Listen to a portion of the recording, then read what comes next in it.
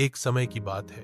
एक बहुत ही खूबसूरत परी, सुरमा परी, आसमानों की वादी में रहती थी। सुरमा परी की आंखें नीले आसमान जैसी और पर चांदनी की तरह चमकदार थे। वह हर रोज जमीन पर आती, फूलों को जगाती, बारिश के कतरों से खेलती और बच्चों के सपनों में रंग भरती। लेकिन एक दिन जब सुरमा परी नीले तालाब के पास बैठी अपने पर सुखा रही थी, एक काला बादल आसमान से नीचे उतरा। बादल के अंदर छुपा हुआ था कहाजार, एक जादूगर जो हमेशा परियों की ताकत चुराना चाहता था। कहाजर ने जाल फेंका और सुरमा परी उसमें फंस गई। वह चीखी, लेकिन उसकी आवाज जादूगर ने कैद कर ली। कहाजर उसे अपने अंधेरे किले में ले गया, जो सियाह पहाड़ों के पीछे छुपा हुआ था। किले में हर चीज बेरंग और ठंडी थी।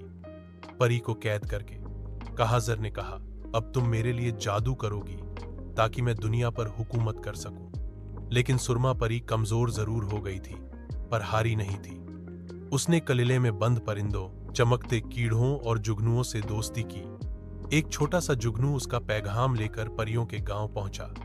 परियों ने जब यह सुना तो उनकी सरबराह जहरा परी ने कहा, हम अपनी बहन को कभी अकेला नहीं छोड़ेंगे। सारी परियां कज्झार के किले पर पहुंची। कज्झार ने अंधेरा फैलाया, लेकिन जहरा परी ने चांदनी की छड़ी घुमाई और रोशनी हर तरफ बिखर गई। किला चमकने लगा, कज्झार का जादू टूटा और वह राख में बदल गया। सुरमा परी आजाद हो गई। वो अपने दोस्तों के साथ वापस गई और उस दिन के बाद वो कभी अकेली जमीन पर नहीं गई।